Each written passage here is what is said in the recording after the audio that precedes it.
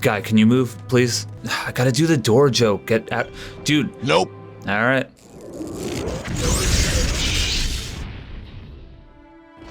Welcome back to Morrowind. Today we're going to expand our intelligence so greatly and so rapidly that we will reach Rick and Morty levels of absolute enlightenment. And with that great power, we will lay waste to Dagoth Ur and a few other important characters including Vivec, Yagram, and this rat. How dare you? If you have no clue what's going on right now, that is perfect because neither do I. If you've never played Morrowind before, don't worry, I'll try and explain things as we go. We have a simple method of achieving this staggering feat, alchemy.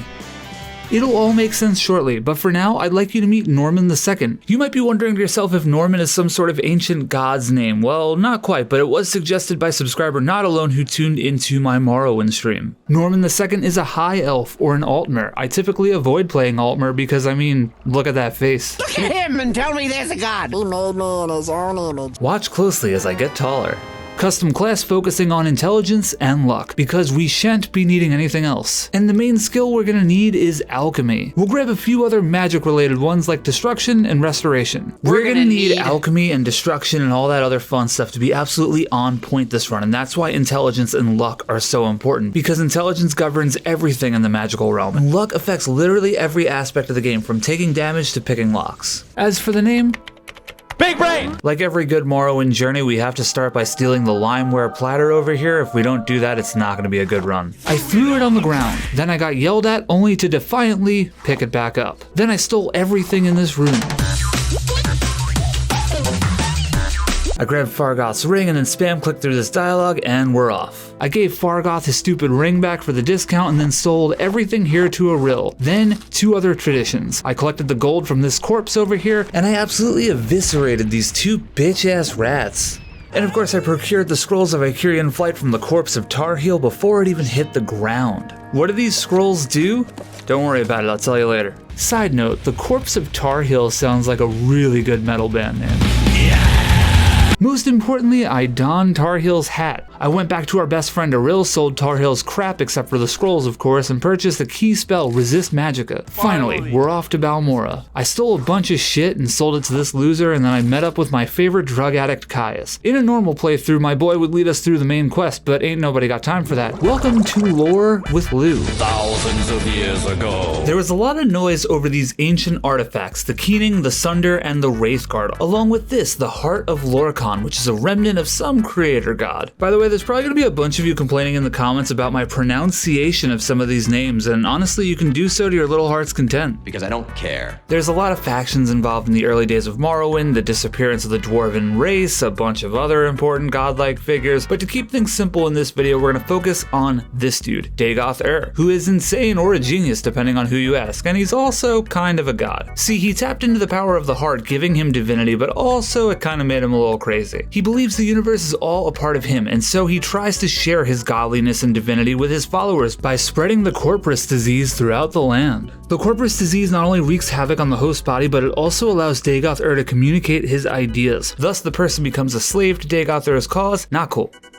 Not cool, man. Now that you know all that exciting stuff, the plan is simple. We're gonna kill Vivec and take the unique Dwemer artifact off his corpse. Then we'll bring it to Yagram, who is the last surviving Dwemer on the planet. He'll aid us in activating its power with the help of some old-ass books. Then we'll go recover the Keening and the Sunder. Armed with these tools, we'll go pay Dagoth Ur a visit and beat the piss out of him. And then destroy the Heart of Lorcan, thus smashing all of his stupid dreams. Easy enough, but we have some prep work to do. We must first join the Mages Guild. While I will contribute very little to their guild, I will use their services to my great benefit. For example, I took a few steps and stole everything out of this chest that's meant for everyone in the guild. I also went downstairs and made a spell, Resist Magicka. It'll be important in just a second. Then I traveled to Caldera, snuck upstairs, stole this wonderful master level alchemy set. I stopped by my new best friend Creeper's place and sold him some bullshit. I sold many items in Caldera before exiting the town. Alright, let's address the elephant in the room. The speed at which we walk is unacceptable. We must rectify this immediately. I traveled northwest to this lady with the glowing boots. I didn't even speak to her. We don't have time for her mission. So I did the only sensible thing and killed her with fire.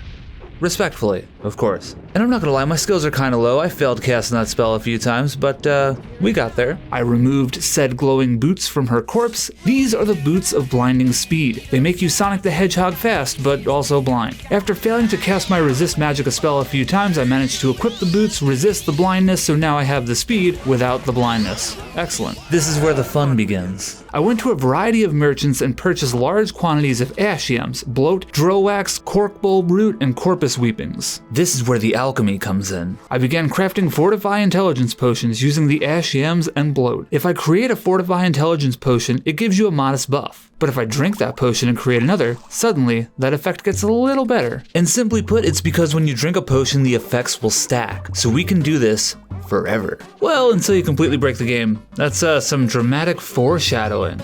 If you want to get nerdy, here's the math behind it. So I sat there for an hour spamming this over and over again and watched as my intelligence reached the 5-digit range. With my enormous brain, I also crafted some Fortify Strength potions, and perhaps most importantly, Fortify Luck potions. Fortify Strength so I can carry whatever I feel like, and Luck because it's probably one of the most important stats in the game. I went back to Balmora, went shopping for a few new spells. Then I created a spell so powerful and so massive, I had to test it out on town during my stream to show off its destructive capability. Alright, goodbye everyone.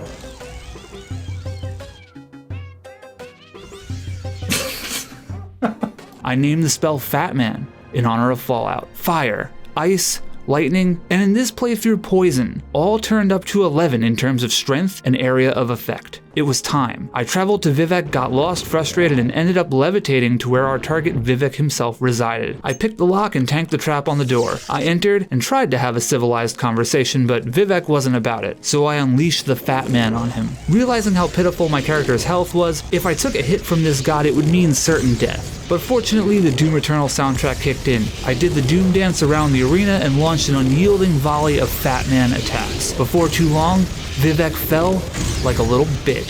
I pilfered the unique Dwemer artifact from his corpse. Consider this god killed. Excellent. Then I went back to Balmora, picked up 2 very important spells, Mark and Recall. This will allow me to warp back to locations, which is going to come in very handy for this next part. We need to find Yagram in order for him to look at this unique Dwemer artifact and explain what the fuck it is. Because despite the fact that our brain is bigger than Utah, there's still 2 things we don't know, Obama's last name and what this artifact is. I went back to Sadrith Mora, levitated and glided over to Telfir, which is home of some wizard clown who cloned himself into daughters that he also married. I don't know, it's all really cringe, but it doesn't matter because I went upstairs and stole his drugs and his crack pipe. Then I marched down to the Corpusarium. He has a Corpusarium in his house, it's pretty exclusive. Here, I was on my best behavior, I didn't kill anything. I wandered around in the dark like an idiot for, well, a little longer than I want to admit. Give me a break, it's been a while since I played this game. But I did speak to Yagram, our handsome Dwemer friend. He's cute. He reluctantly agreed to help me, but I needed to bring him some books, specifically books written by none other than Kagranak. You'd probably have a better idea of who Kagranak was if I covered Kagranak at all in the lore section of this video, but anyway. I dropped a mark spell down in front of Yagram so that we can warp back here in the future. Then I used Divine Intervention to go back to Sadrith Mora. I wanted to buy more supplies from this Imperial, but apparently he's a narc because he wouldn't do business with me until I dropped the drugs. Pussy. He didn't even have the spell I was looking for. With that disappointment, I decided it was time to go to Red Mountain to find the books for Yagram. I decided the fastest way to get there would be to use a scroll of Icarian Flight. Remember we got those at the beginning from the corpse of Tarheel? These scrolls are quite simple, they fortify your stats, and this clip kinda sums it all up. You can fly? No. Jump good. Yeah, so I'm not gonna lie to you, I kinda forgot how the scrolls work. They're good for 1 jump, and I wasted that 1 jump on this little bunny hop here. So when I went for the actual jump, I plummeted to my death. Much like Zoro's childhood friend, I was murdered by stairs. First death, and luckily for me, I saved long ago in Telfir, so after a little backtracking, I realized I spent way too long wandering around in the dark because Yagram is actually really close to the entrance. What a case of deja vu. Now I was ready to go to Red Mountain. I went back to Sadrith Mora and took flight from a safer area. As I majestically flew through the red sky, I realized I forgot to steal the drugs from Telfir again. No matter. We'll be back there. I levitated over the glowing walls of Ghost Gate, which sealed the evil within the Red Mountain region. I went to the heart of the area, Dagoth Ur's dwelling. To the east and west, there are 2 locations with the literature we require. This isn't going to be some polite library borrowing though. I'm marching in there, I'm killing everything that moves, and I'm taking those books. First, I stopped by Endusel, broke out the Fat Man, and laid waste to all the cringe lords within.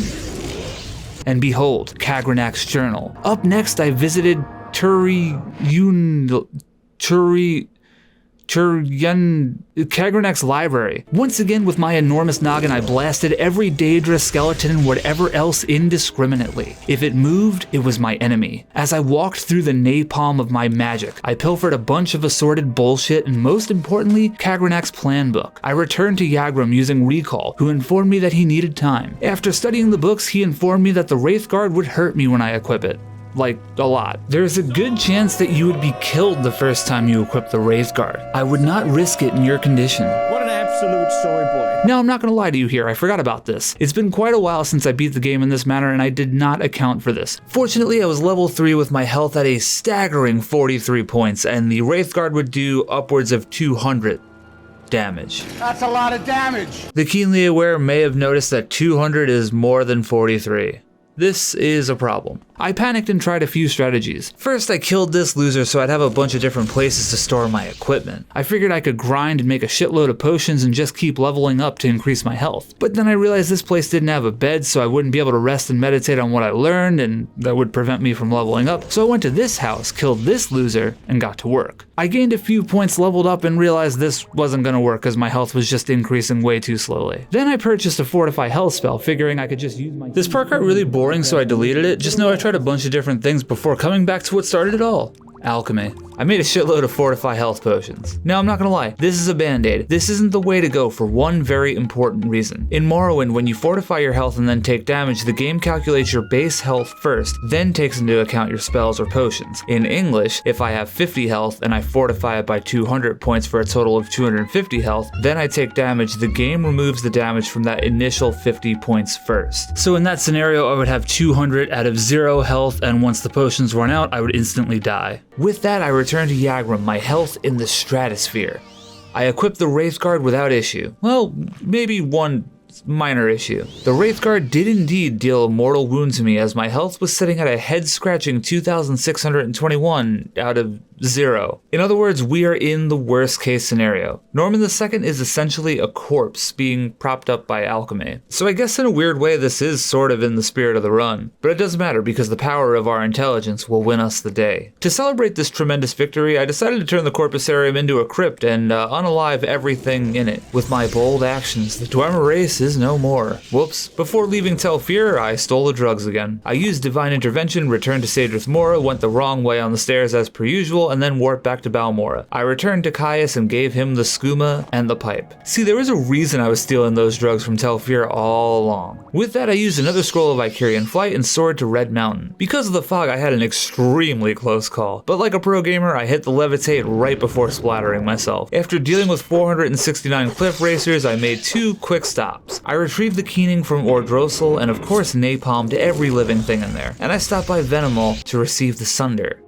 At last, the 3 mighty tools were in my possession. I went to Dagoth Ur's abode, plowed through everything without mercy, but only after taking an embarrassingly long amount of time to get through the door. I don't know if it's because Altmer are too tall or because I was levitating, but this was harder than the fight against Dagoth Ur. I stood before the door to his room. Nothing could stop me from slaying Dagoth Ur, except for maybe my massive brain, because I accidentally hit a shortcut to load a different file.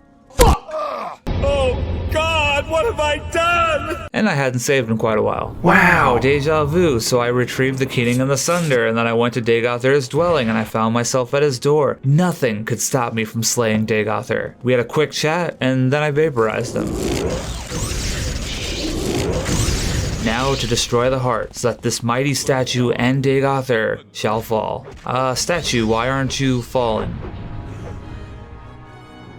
I figured there was a bug, so I loaded and retried this a few times with the same outcome.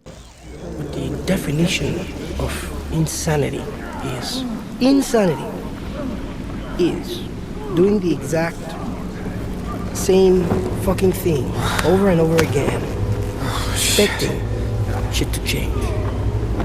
That is crazy. I learned a very interesting thing. Apparently, my alchemy enhanced strength was so high that the game didn't understand what was happening. I was destroying the heart with such power, the game literally couldn't even. Which led us to a pretty interesting issue. I needed to let my potions wear off, so I decided to rest in spans of 24 hours, but I also needed to be extremely careful. I had to keep Norman in this weird cycle of sleeping and then drinking fortify health potions so that he wouldn't just keel over. But finally, the strength fortifications wore off, and as a result, I couldn't carry everything, so I threw all my belongings onto the floor, to the point where I even removed my fancy glass armor. I found glass armor, by the way. I just couldn't carry it with my weak little elf bones. I even removed the cool helmet that I found earlier. I elected to wear Tar Heel's hat. It felt fitting.